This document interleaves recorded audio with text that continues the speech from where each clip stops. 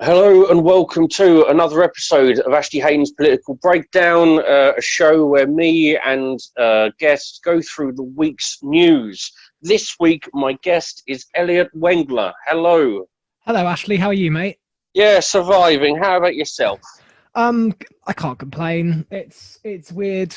I think we're all going through the same weirdness, and shouldn't complain when there are people doing the hardest jobs in the world ever, at the most risk they've ever been at the lowest pay ever, etc. So let's just hope they can keep it up, and we can all just be normal and help them out. Have you been clapping? I did the first time, and I think I joined in the other few times, and then but then when there was one this week, I just couldn't bring myself to join in because I just sort of thought it's such a one, there were less people doing it around here, and two, it's because ever since that one the other week when there were loads of people on Westminster Bridge, and Yes. they were all kind of doing it as loud as they could, and all doing it with more props and stuff, and they were all doing it in organized ways like that. I think it became obvious that it wasn't really the nice, cute little gesture it was the first time anymore, and it becomes something like everyone else is showing off that they cared, and it was I don't know, like I don't really want those people who says, "Don't if you're going to clap, you can't vote Tory next time," because that's obvious. But it's one of those odd things where the more if you do keep doing that, you're not doing it for them anymore. You're doing it for yourself to prove you could still join in the clapping. It was nice the first time, but no. Yeah, it's almost like a top trumps aspect now. Yeah. Where people are going out. Well, I mean, you're just clapping. I think you'll find I'm using pots and pans together. Oh, you're using pots and pans. Well, I'm banging a stick against the bin. There you go. Well, this doesn't show that you love the NHS more. I mean, you've got, and especially when it comes to celebrities as well, politicians and the like, who are the likes of Jeremy Corbyn or Nigel Farage, who seemingly more and more is bringing out videos where it's them just going, well, I'm running this. This is because of me. I'm doing this. Aren't I the centre?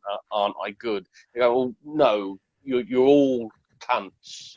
The Nigel Farage video the other day was particularly tragic looking, wasn't it?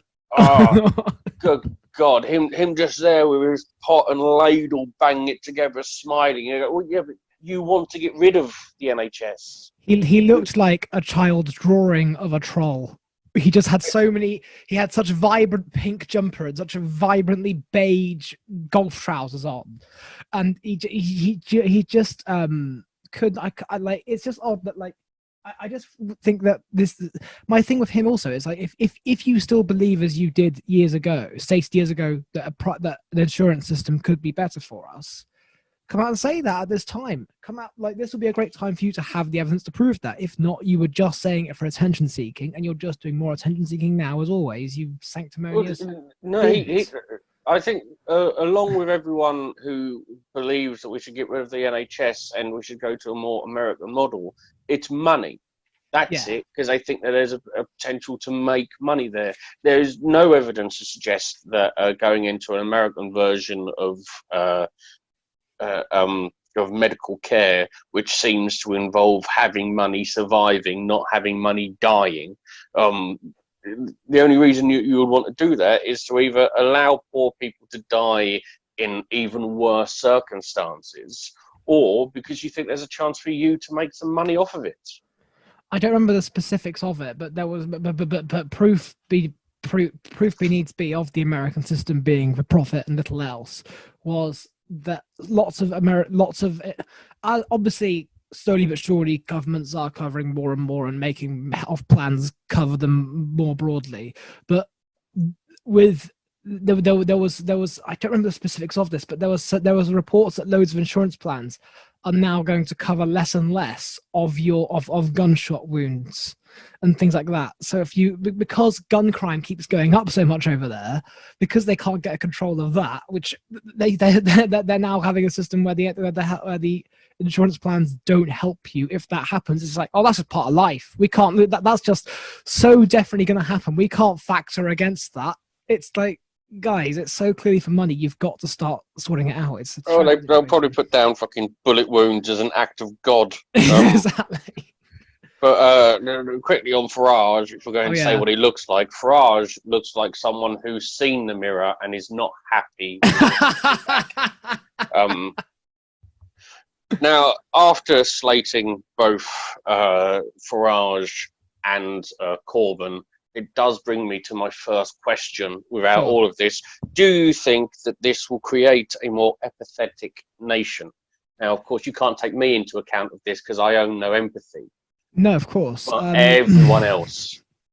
I think it could, only because, quite simple. I thought it was very interesting that that Boris Johnson's video message, the first video message he did on social media after when he was still sort of recuperating at Chequers the other week, the first video message he did, he made a lot of emphasis on, I was cared for by these doctors from places like from Portugal, and this poor doctor from New Zealand, and this nurse from Lisbon, from Brazil. He made a very big point of that, and I think that, yeah, I don't want to be. I didn't think I'd come on to Ashley Haden's political breakdown to start sticking up for Boris Johnson, but I think it's interesting that he made that point, because he's clearly he's. It buys him political capital later on to perhaps be less of an bring the Conservative Party even less. Now they've got Brexit done in their minds, he can perhaps mold it a bit more in whatever way that the wind blows. And I think that if more people are in general going to be nicer and be more understanding of everyone else and their plight in the world, that more understanding of the working man and more understanding of people who are on the front line in these, warlike. We do keep comparing it to a war, which I think is overblown and very political, but it is a warlike situation where people are on the front line against against death. I think it could do it because he's because the Prime Minister, who is for better or worse quite an influential figure and clearly popular with lots of people still, is making inclinations that there might be he might be trying to sway in that direction himself. I mean, it's certainly an interesting idea. For me, I think that the only reason that we'll become more empathetic is because more people are involved in not having money at the moment. Yes. So things like a universal credit or universal basic income, because of where the economy is at the moment, we're having vastly more people going on to universal credits. We have vastly more people without jobs, and they're going to be the same people who are the type of people who say, well, it's their problem. If you're poor, it's your problem. And they are starting to realise, hopefully, that it isn't. Being poor isn't because someone chose to be poor. Poverty isn't something that is created because you do not put the effort in. I mean, you can't get to a point where you suddenly just sit on your ass and go, yeah, I just don't fancy it, mate. I just don't. No, not for me. Not for me. The idea of having money, having security, no thanks. That's not what people do, unless, of course, you're a comedian. But potentially the experiences people are facing at the moment, I hope, will get to a point where people are there going, well, we do need to do more for these people. Before this, we had 14 million people in poverty. 14 million. And no one truly gave a fuck. I know we said we did, and the words that we used were fucking delightful and heartwarming. Good God, we should have done poetry about it. But the fact is that we didn't do anything, and poverty kept on rising. Child poverty is going to rise. More poverty is going to go up. This is what we're going to face in the next couple of years. The only way of truly dealing with it is actually having some, not even empathy. It's just having a realization that we have to do something about it. You cannot allow people to live in the poverty that they've been living in.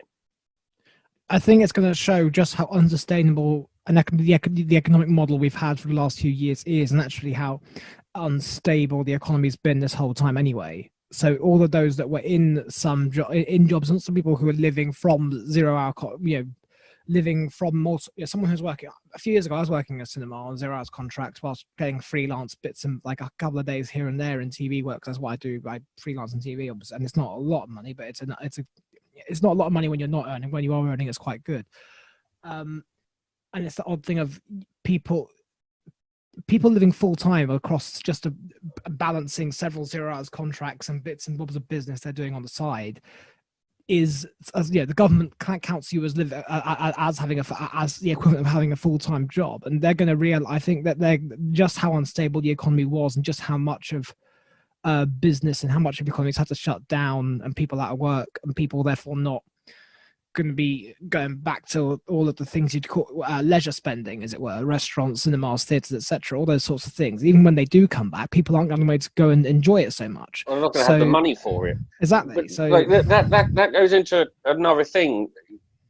I've seen a lot of people saying things like, "Oh, all of this shows that how we were living beforehand, we didn't really need." Well, my argument to that is, well, we did need it. This isn't normal. What we're doing now isn't normal. Oh, well, we didn't need to go down the pub, did we? Because we haven't all fucking combusted, so we obviously didn't need to go down the pub or down to restaurants. Like, that's part of living, though. At the moment, we're surviving. And it's the whole we didn't eat that stuff. We didn't need that to live thing.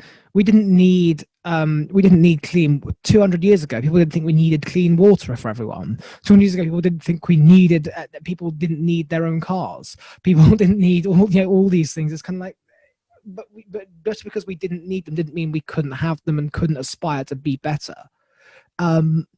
It troubles me that people are already taking to this idea that there's going to be some kind of revolution afterwards, or there's going to be some kind of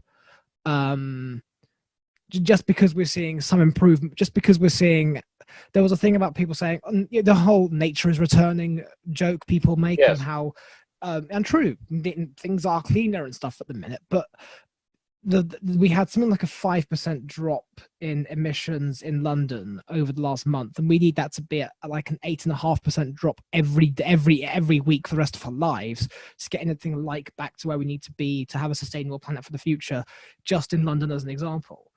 So we're not getting towards any kind of play, even with all of these reductions of what people might think of as excesses. We're not getting to that place yet. It's like saying there's a couple of very interesting stories from this week that actually go into your point there. One in Spain and one in the UK. Over in the UK, we've had the first Burger King reopen for takeaway. Did you see the queue? I haven't seen the. I think I've seen the picture. Yeah. Long queue. Yeah. And I had a quick read of the story about it, and one of the things they mentioned is litter. Ow, for flip's sake, people, come on. It's all not hard. Well, this is it. For all this time, roads are cleaner because no one's out. And the moment you get to a point where fast food opens again, litter all of a sudden is everywhere. Yeah. The other story is over in Spain. Let's, because I need to get the pronunciation of the place right. Just quickly on Burger King. Just very quickly on Burger King. Yeah. I really Greg's were gonna try and reopen. Did you see this? Greg's were gonna announce we're gonna look at reopening next week, and then they just saw like the reaction of social media and of their sort of customer base and stuff, and said we cannot cope with those numbers. We're not reopening next week. I love that Greg's are so.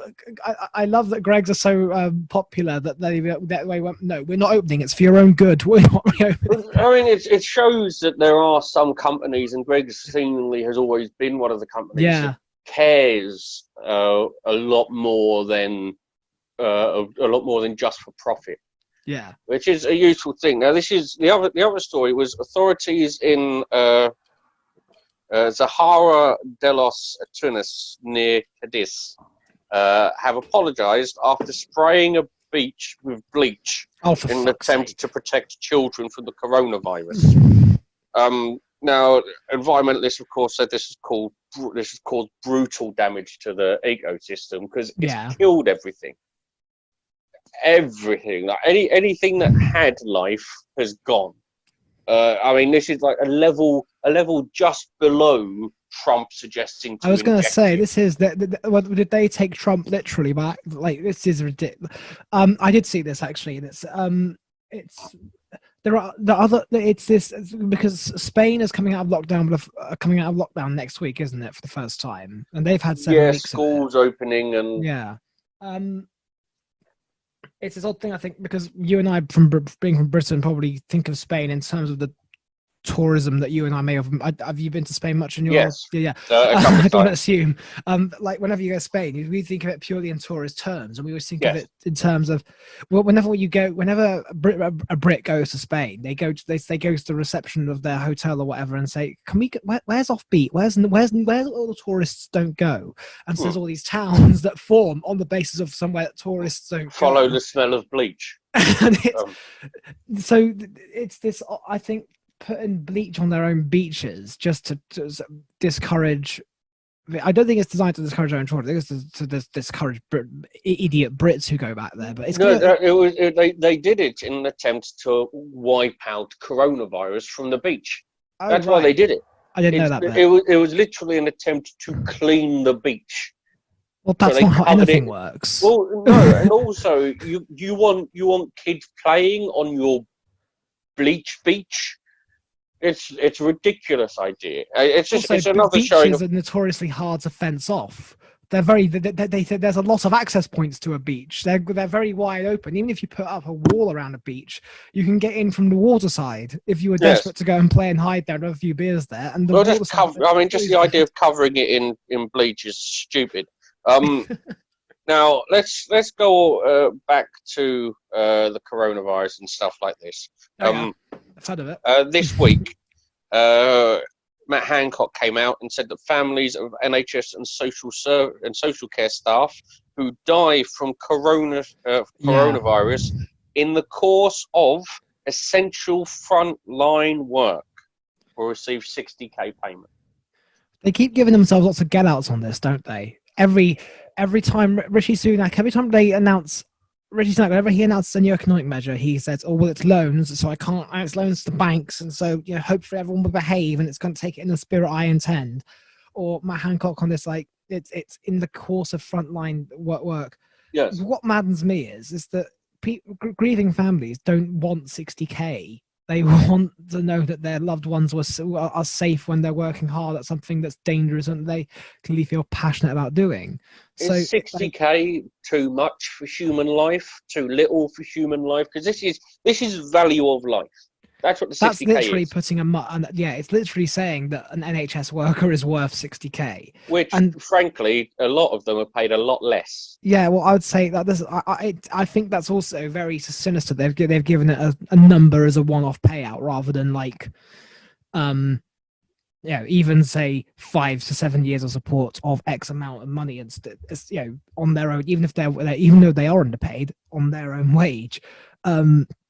It seems like a number It seems like a number very carefully designed to sound like a lot of money. Yes. So people feel so that your Daily Mail readers and that feel sympathetic or can argue, oh, it's a sympathetic amount, it's a lot of money, but the argument that it's going to be more payments.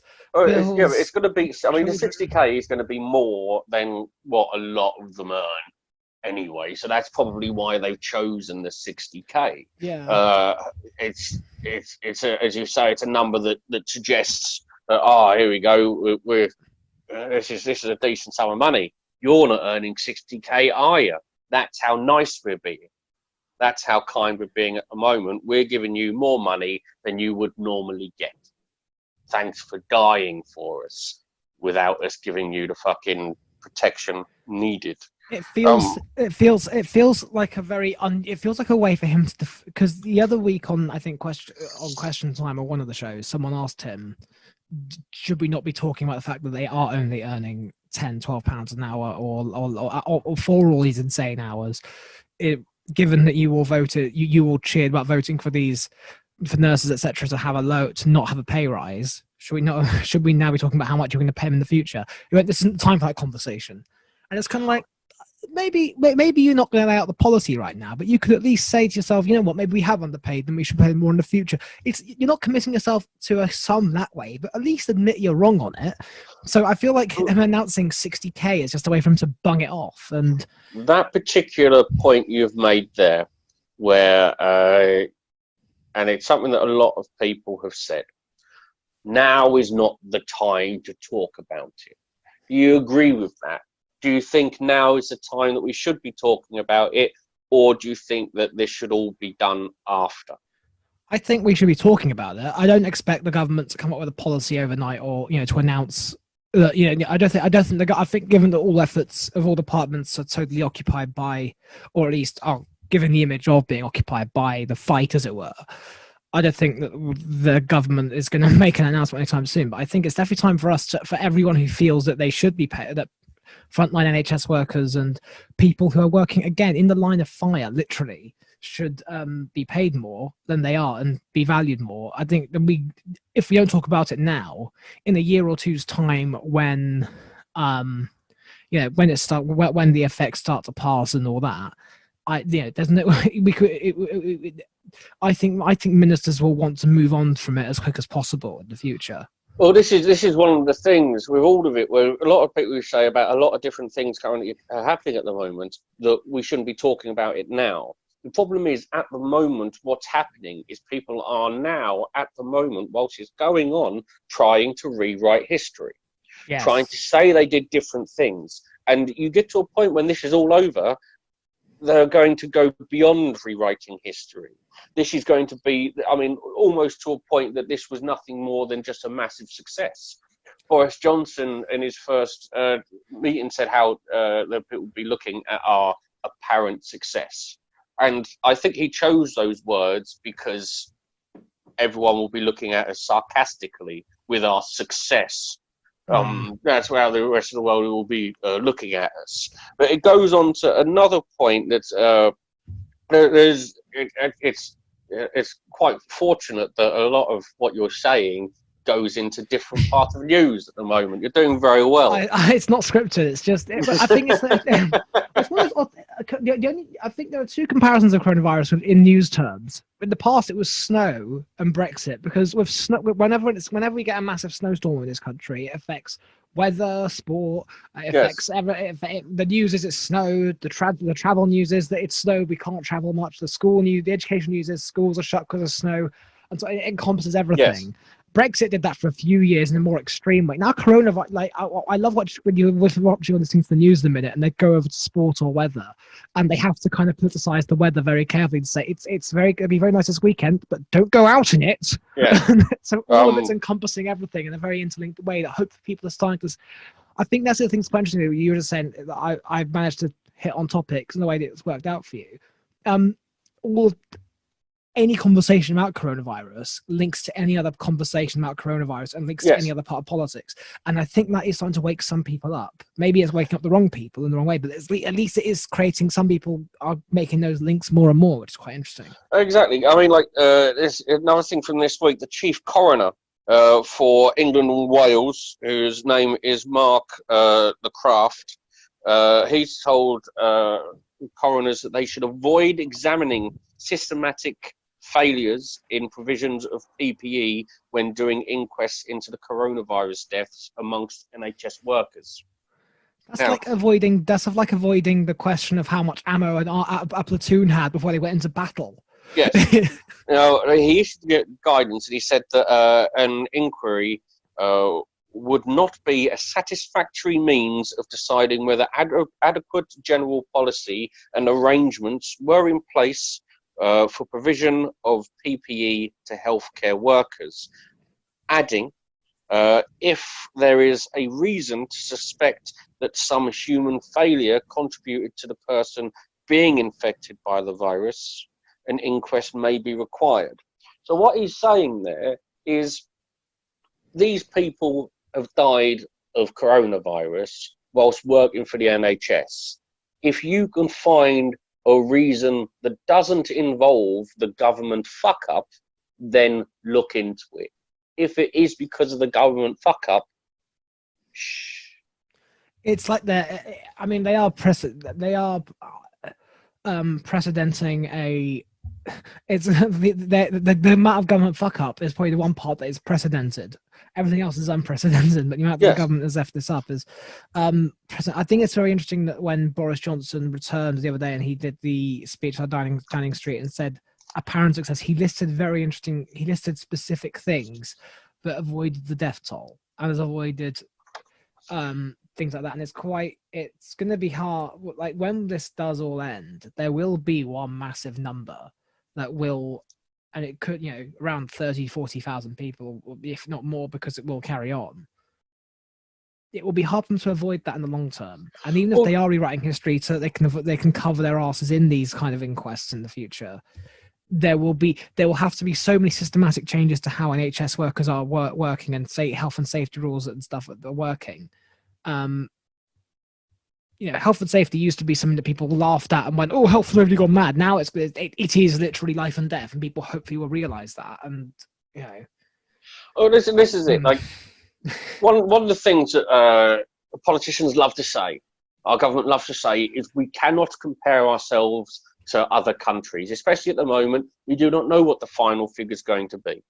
So fine. Let us not compare ourselves to other countries. Let's look at what the figure is in this country and say we're about 30,000 deaths, probably more. That is a reason that we should be fucking angry. That is why. Let's not compare to other countries then. Although the other, all figures suggest that we are on track to be the most. Second worst. Yeah. Let's not look at that. Let's not compare ourselves to other countries. Let's have a touch of human decency and take into account of 30,000 deaths is 30,000 fucking deaths. Because this is the problem that we've got at the moment.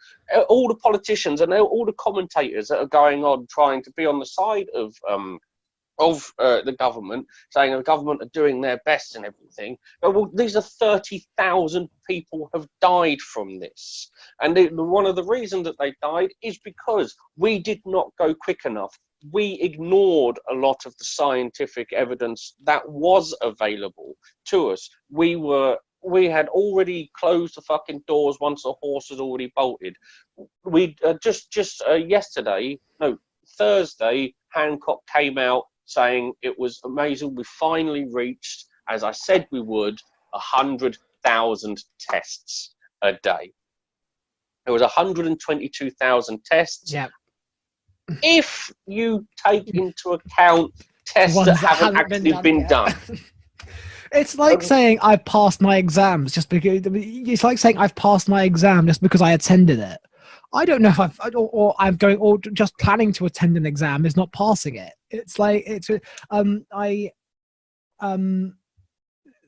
think the thing about saying we mustn't compare ourselves to other countries is quite interesting. Also in the context of what we've been up to for the last few years, because for the last few years they've essentially pulled the wool over the people who supported Brexit's eyes by saying we must ignore the evidence. You voted for this, will the people? Come on, this is our idea. We can make this work no matter what. Like that means you ignore evidence and go, no, evidence is wrong. We're going to be part of a brave new world. We can't be part of a brave new world if people like you. There will be a concrete number of people who lost their lives who did not need to lose their lives, and the evidence will be in comparison. Because New Zealand, although they are a much smaller population, I know the population of New Zealand is about 1/10 of ours, but they've only had something like 4 deaths in total, and then they came out again, and that was. I mean, you look over like New Zealand have done incredible. New Zealand, a lot easier to close their borders. Oh, absolutely. There's much, but we still even then. There's still people flying in and flying out, even though it's a very small number. It might just be cargo and maybe I don't know. But we're not. Yeah, and we're not necessarily testing. There's no quarantining. But I'm not even angry with missing the 100,000 target. That it's always a problem when you put a target. I think that was a silly thing to do in the first place, because it's not thing to say we'll do 100,000 tests a day by this date, because it kind of doesn't mean anything unless you can then because 100,000 tests a day doesn't really have a concrete result later on. If you see what I mean, it doesn't mean that it's spreading less. We need to start proving. I think that was a very clever distraction by them. That was kind of like, hey, look, look us. Will we make 100,000 tests? It's the big dramatic moment. Will we make it? Will we make it? Rather than actually considering, A, there's all of the death going on to them. B, we have no idea how much it's spreading around people still. Yeah, what bit annoys me the most is the constant lies. That's what gets me. That is, even it shows something that even in a fucking global pandemic, the leaders of from Trump to Boris Johnson to fucking Putin, China, all of the fucking wannabe authoritarian or actually authoritarian fucking nations still are lying. This country, our prime minister and our government are constantly lying. That's what gets me the most. You put whatever fucking number you want. We should be doing vastly more than 100,000 tests a day. We are meant to be a first world country. We're the fifth in the world, aren't we? Not?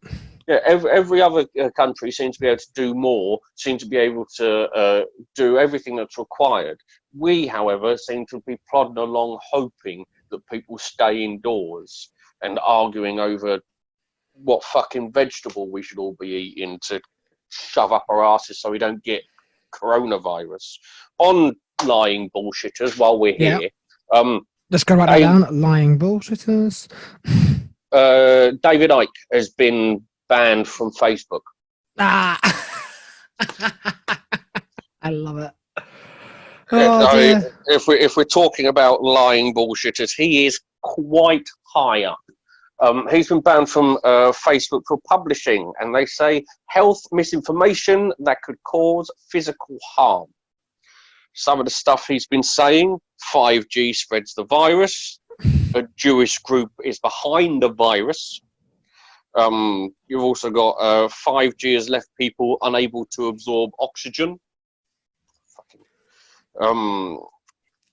It's not possible to get coronavirus from shaking hands. And, and to top it all off, Germany are moving to legalise rape for Muslim men. Are they?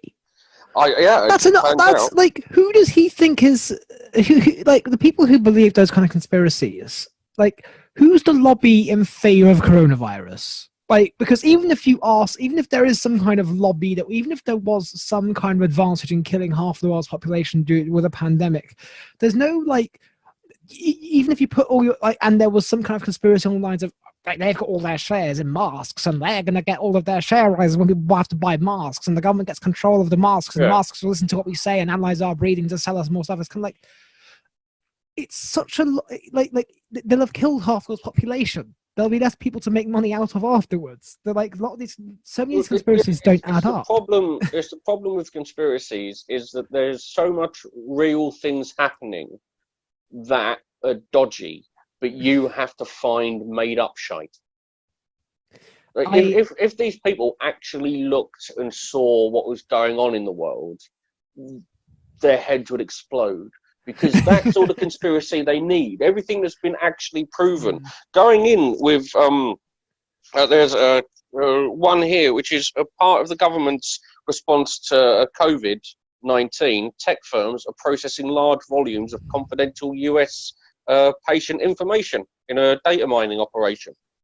Of course they are. This is such an apt opportunity. Yeah, this is Palantir, which is a US data firm set up by the right-wing billionaire Peter Thiel, and they're working alongside... one of the people who put 500 million into Facebook back when that started. Yes. He's working with Faculty, which is a British artificial intelligence setup, to consolidate government databases and help ministers respond to the pandemic. Now, what they're saying is that we're only getting access to, like, aggregated or anonymized data by the NHS. However, it doesn't seem to be just that. So you've got One portion of the project involves giving NHS leaders, cabinet office and Downing Street a live feed of aggregated stats, but also appears to show the project includes large volumes of data pertaining to individuals, including protected health information, COVID test results, the content of people's calls in the NHS Health Service line, and info about those in intensive care. So this is one of those things that you would hope people like David Icke, anyone who believes that 5G turns you into gay frogs, or all the mad shit everyone thinks. This is the type of stuff that's actually happening. All of our data is being used, and they love to go along and say, "Oh, we hardly see any of it. Really, it's all anonymous." But even with anonymous data, they can use it to do whatever they so fucking wish. It's a shame that the conspiracy theorists don't find all this stuff and put quite as much energy into it, given how much influence they have. Oh, exactly. Well, this is what the media are the best at, and why we do require journalists, because they're the ones who actually look into what the government are doing. I'm sick of all these. I'm sick of all these mad people saying, "Journalists, stop it. We don't want you to just have the government all the time. We just want the good news. We know the government's trying hard. There's more to life than that." Well, that's it. And if you're looking at if you're looking for a paper that's being nice to the government, there's a selection. You don't have to look at the papers that are being honest. But part of the problem is that part of the thing is that lots of them have actually lots of the government's usual cheerleaders are actually now publishing things that they don't like for the first time in ever, because they're they're having to do actual journalism for the first time in years, rather than just shout random catchphrases about Brexit. Yeah. You've got that Times piece the other week, which showed the complete timeline, and all that was a great read. Even the Daily Mail's publishing things that even the government doesn't like, and all they're still doing all the usual scaremongering and slagging off Labour and all that stuff. They're actually doing genuine journalism the first time in years, and all the people who normally buy that and go, "Well, where's my usual thing to tell you how to be mad about Brexit this week?" That the conspiracy theorists are going to more mad websites to find the stuff, because they don't want to hear about the government being something that's they just don't want to have to do critical thinking at this time. And I think a lot of us don't want to. A lot of us will just maybe watch the press briefings or hear the press briefings and move on. But for some reason they just don't like this whole stop having a go at Boris Johnson, he's trying really hard. He's not. He didn't. We've got proof of it. They are trying hard now, but it's not him doing it. It's all the people on the front lines, and they're not supporting him properly. Boris Johnson has always wanted to be Churchill. It just turns out he's the dog. I really like the comparison someone made, that Boris Johnson's wanted to be in Downing Street his whole life, and now he's trapped there. He can't even have a day off anymore. He thought he'd get Brexit. He thought he would get Brexit done. Have the one soap opera in the papers of him and Carrie Simmons to distract people. Do whatever he wants and have a great time. Actually, now he's having to do something proper and serious. I saw something about them having a child, and I think it was Robert Peston, who sometimes can be a weird fuck. Oh, he said, will having a child change how Boris Johnson acts? They go, well, the first 20 didn't. No, well, it's his seven. I was particularly proud of the joke I made, which was along the lines of congratulations to Carrie Fisher. Sorry, Carrie Fisher. No, congratulations to Carrie Simmons on her into it. No, I didn't mean to. Sorry. We'll discuss her another time. Congratulations to Carrie Simmons on her first child. Congratulations to Boris Johnson on his 7th or 9th child. And it's ridiculous. The idea they are. This is all the revision of history, making it seem like this is Boris Johnson's first fucking child. No, the man has tons of children. There are literally stories in the papers about what his other children are up to. Some of them are in their 20s. Some of them are old enough. Do not like him. It's a disaster. So just back on big data, Yes. Because on the past on this program, I've actually been, ambivalent at best about big data and not caring about it. At best ambivalent, and at worst, pardon me, and at worst for it.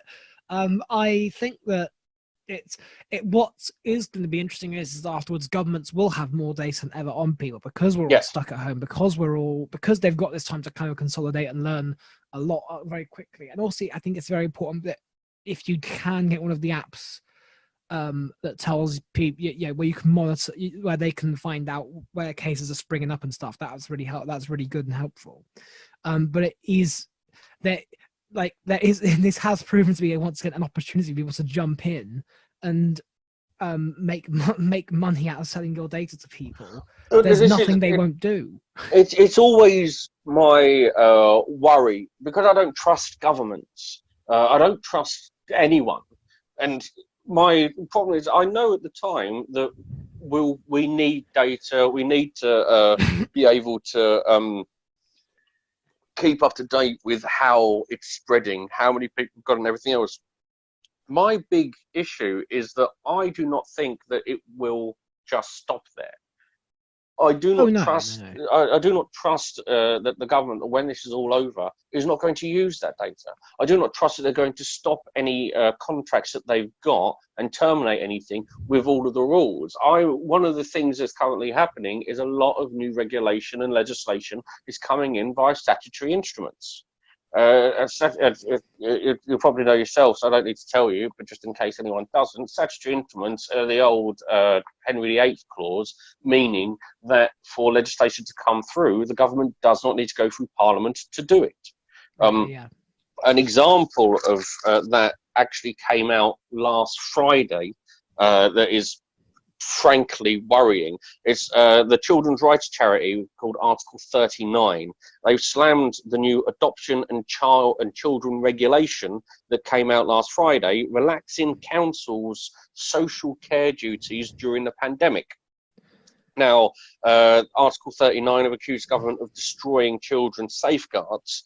Now, this regulation came in as a statutory instrument. The legislation relaxes a range of duties to children in care, including around visits by social workers and independent reviews. It also bypassed the normal requirement for statutory instruments that they have to spend 21 days in front of Parliament before coming into force.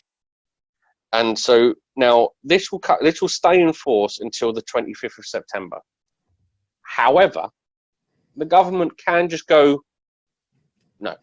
They can just extend it. Yeah, it goes on for as long as we so wish. Now, what is the main problem with this isn't even the fact that they are seemingly making it unsafe, or potentially more unsafe, for children in social care. What they're also doing is, back in 2016, proposals similar to this were suggested and were absolutely slammed by the public. So the government went, oh, no, okay, we're not going to do this, we're not going to do this. A couple of years on, when no one's really looking at anything and they can use statutory instruments for whatever they so please, it's come in. I wouldn't be surprised also if the government continues to release information in the way that they currently do afterwards. So the way they do press briefings at the minute is getting a lot of trust. Despite there's some fake polls about journalists not being trusted and stuff in the government at the minute, but there's other data suggesting they are more trusted than ever at the minute. The way that they're currently releasing information with the daily press conference, I wouldn't be surprised if now they found an institution of people, or a method that people engage with and trust. Especially now they're bringing in questions from the public, which could be, quite frankly, from anyone. They could just be from some zombies that Dominic Cummings resurrects that just keeps in his basement.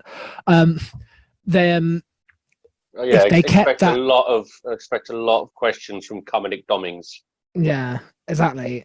But they could keep that method of releasing information going, and people probably wouldn't question what they're not being told, because it's kind of like, oh, hang on, they've kept the thing that they did back in the Corona War going. That's trustworthy because that's we were told that is definitely how they've stopped lying now, and they clearly haven't. And and I think the other really concerning thing on the way that the government is functioning at the minute is that they're actually bringing out civil servants at these briefings more and more, and they're getting, and civil servants, broadly speaking, sinister or not, are pretty down to the wire in terms of they stick to the rules and they stick to the authority. But and that gives the Tories a really nice covering by the fire, because it's kind of like, we're just obeying the science, we're just obeying the experts. But it's when you loosen the rules, that's what they're doing here, because they're giving councils an out, saying, "Oh, we couldn't do it. It's not a must. It's not a certainty. So we put our time in something that had to be done." And my concern is, are we getting to a point, and will we continue to get to a point where statutory instruments are currently being used by the government to put in more political ideas that they've always wanted, instead of doing stuff that's absolutely needed? A lot of things that have come in recently are potentially like more powers for police and more powers for the Home Office. It's also worrying that sorry. I was gonna say, this is all going to coincide with when in sort of 6-7 months, when it's all kind of calm and we're starting to return to some sense of normality. That'll be the time that they're going to be rushing through a pretend version of a Brexit deal, the pretend version of a thing that pretends it's not no deal goes through, and then we have to, all of the laws that currently protect people or governments or protect institutions, people, government across all levels from the EU, we're supposed to copy and paste over. Next year, they could make up all sorts of reasons to not keep a lot of those laws in place or whatever. They'll be fast tracked in a really big way now, and not holding the government account and seeing them constantly lie. And with Brexit, another prime example this week was at a meeting between the two, the EU has asked for an office in Belfast that they need experts in for. I think it's something to do with checking goods over the border and all of this stuff. Sure. And back in last year, the two heads who are dealing with this spoke about it.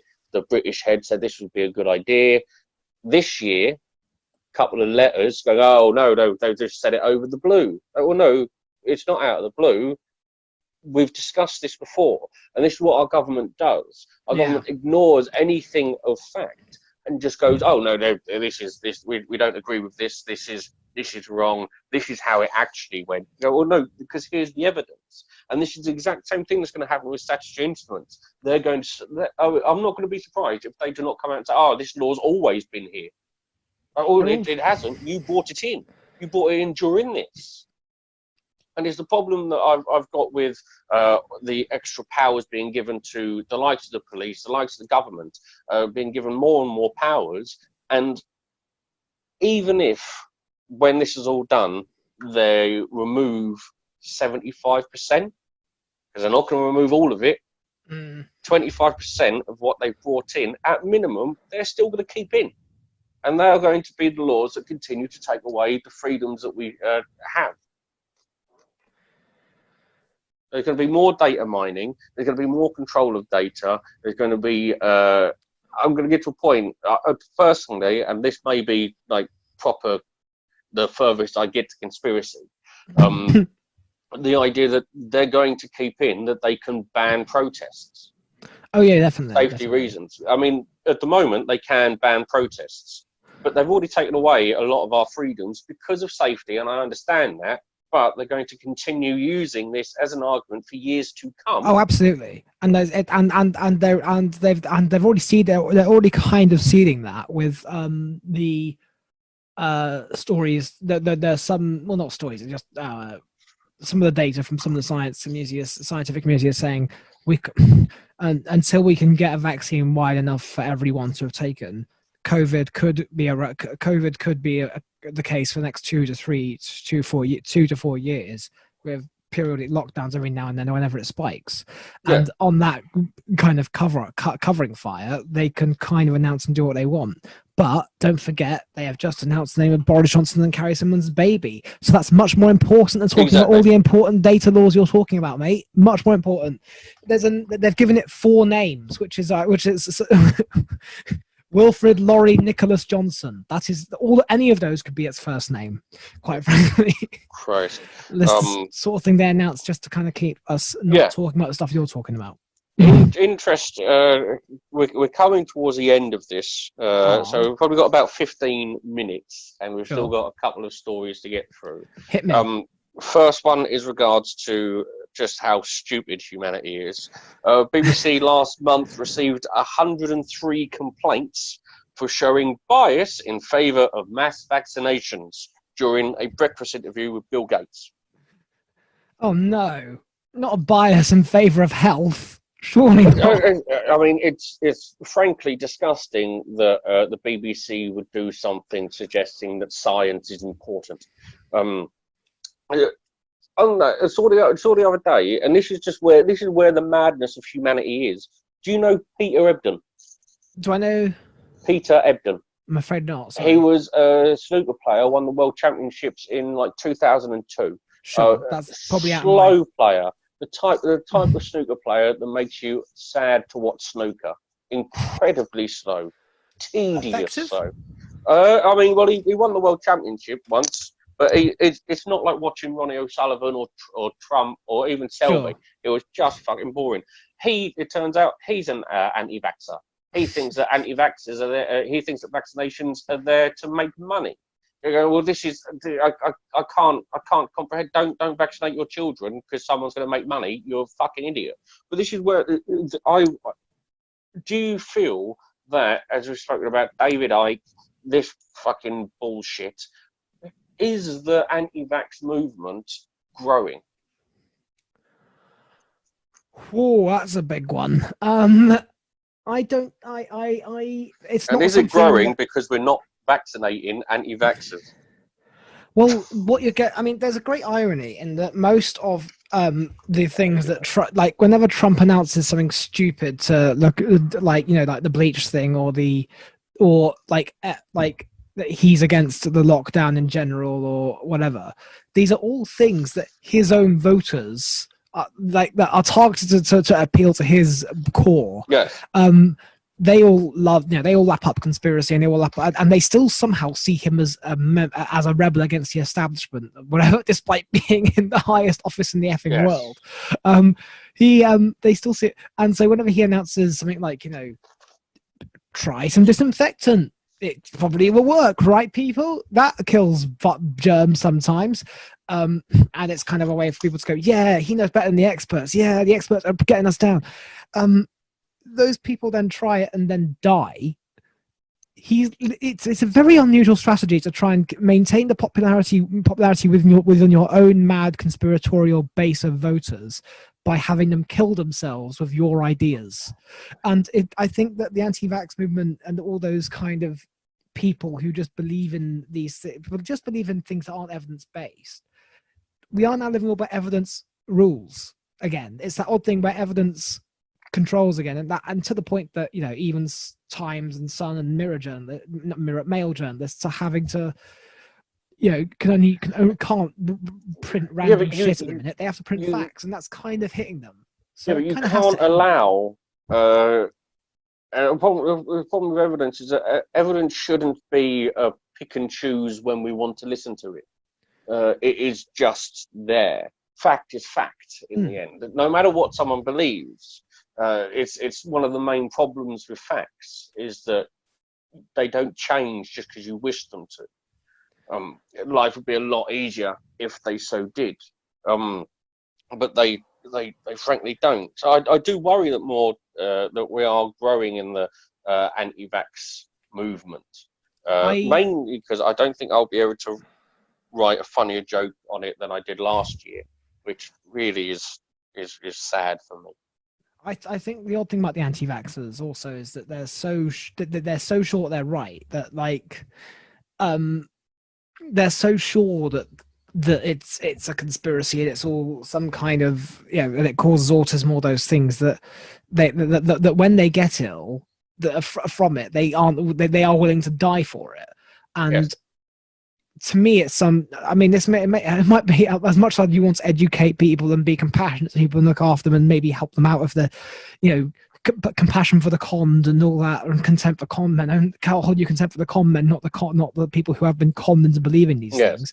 But if they're doing things that lead to their own deaths, there's only so much you can do for them. It's in some form of natural selection. It doesn't just lead to their own deaths. The continuation of spreading it is like a virus, goes around and affects more people around you. And this is the problem with anti-vaxxers. If you're not vaccinated, you may well be safe, but you may put someone who is ill in a lot worse position. I think it's all. I mean, it just comes. It's one of those. It comes down to education again, I think, and I think that's why I really hope that, although there's been lots of emphasis, there should hopefully and rightly be lots of emphasis in the future on debating how we look after people in better help, but better look after and reward those working in the front line of health and that in the future. I hope we don't forget just how teachers will be taking a massive hit at the minute. Lots of them be on furlough pay only, despite the fact that they'll probably still be working full time because they care and they'll be sending stuff out to their kids, their students and stuff. I hope that we really once again value education in a big way, because we're going to. It would be nice if we did, but I doubt that we will. Right, we've got two more stories that are going to be quick fire. For you, I have to read the fucking things. Sure. The first one is new documents released have shown that Transport Secretary Grant Shapps promised EasyJet that green taxes would not be levied on airlines 6 months before EasyJet were given a £600 million coronavirus crisis loan with no environmental conditions attached. Now, this is from Unearthed, which is the Greenpeace Investigations Unit. They revealed that it's direct lobbying done by EasyJet. They found this out via Freedom of Information requests. Airlines across Europe are set to get more than £22 billion in taxpayers' money in bailouts without any binding environmental conditions attached. Have governments around Europe missed a trick here? It's strange how, given last year, given just how much the climate and environmental concerns were brought to the forefront of conversation, they're not at the minute, and it's something they're just going to slip under. I think that anything that that increases the cost of environmental damage to those causing it is better than not. I don't like it when the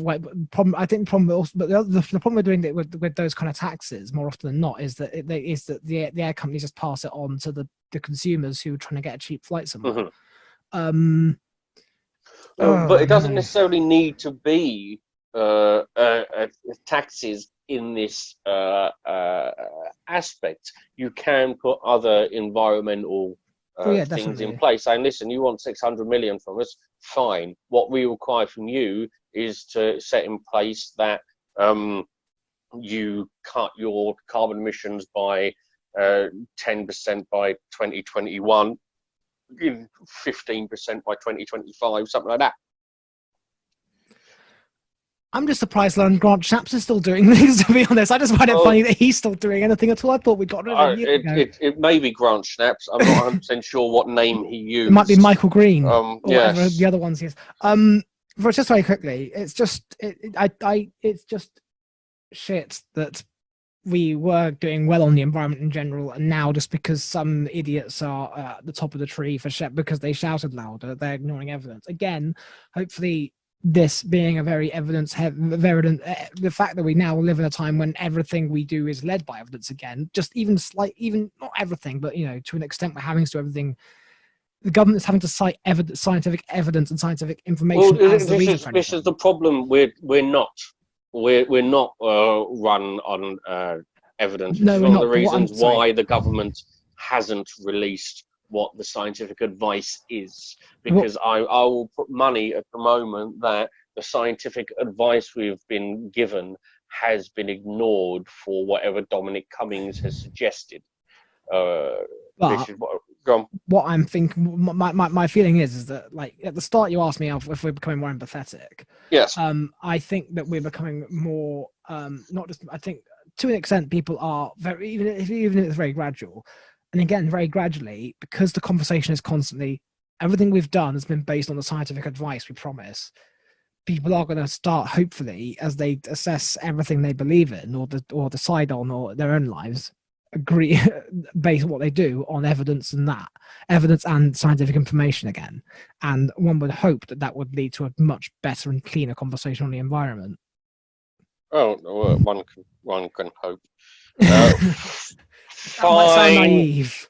It does sound very naive, and I like that about people. I mean, having hope is delightful. I've got hope. But mine's more of a hope that it ends. Yes. More than sure I have hope that we're all good people. We're not. We're fucking awful. Right. UK arms sales in repressive regimes in 2019 were up £1 billion compared to 2018, which is a 300% increase. Would have been more if a court hadn't banned us selling to Saudi Arabia for 6 months of last year.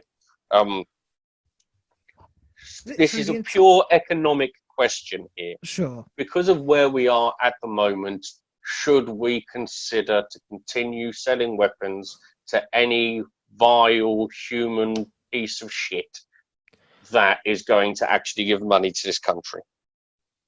It's been our country solution to everything for 30, 50 years or so, sadly. And I don't think, although I don't personally favor it, I imagine it's what we'll keep doing because it's easy, money. It's easy. The government gets to employ lots of people in factories, manufacturing jobs. The government gets to gets to own the assets and sell it on, and everyone, it's one of those, and then not worry about where it's gone. It's one of those very sad states of affairs that I think Thatcher put that as our that's a Thatcher policy from the early 80s that's carried on to this day and never really slowed down. Although there was talk, I don't remember the specifics, but there was a press release by what's left of ISIL saying that they're going to that no activities will be taking place by them in the near future because of social distancing requirements. Yes. I mean, it says something when wars going on hold for the sake of social distancing. It's what I really like is when you're a religious fundamentalist, but not such a religious fundamentalist that you do not think that your God's going to protect you throughout a pandemic. That's where American Christian fundamentalists outdo ISIS, where they're going, oh no, our God will protect us, and ISIS they're going, I'm not willing to chance it, mate. I'll be honest. Let's go over the World Health Organization's advice. Yeah, ISIS is going to be funding the the WHO more than Trump will be soon at the current rate. This isn't something that we'll discuss, but it is the final thing that we'll be leaving on. So, do you have anything to plug? I have a new podcast starting in a few weeks, like everyone else in the world. Sorry about that, everyone. It's just a bit. It's like this. It's me and friends having interesting chats about various topics in their lives. It's going to be called Untitled, Unthemed Content with Elliot Wengler and friends. And the first episode will be out probably in about a week and a half, and then weekly or fortnightly from there. And I'm going to be doing some Facebook Lives soon, but not a lot to plug otherwise. I hope everyone else is safe and happy. Fantastic. Right. The final bit I want to say is that the government faces being taken to court if it refuses to disclose findings on an exercise confirming the UK could not cope with a flu pandemic. This is from 2016. Yeah, I remember this. And the row now threatens to become quite an embarrassment for the government, with the Telegraph reporting that the findings were deemed too terrifying. So the next time that someone informs you that they are doing their absolute best and the government are fantastic, do remember that we have known for years that we are not prepared for a global pandemic. We did nothing about it, and they will never wash their hands of the dead that is on them. I want to thank Elliot Wengler and cheers, Ashley. Right. Let me just stop recording. Stop.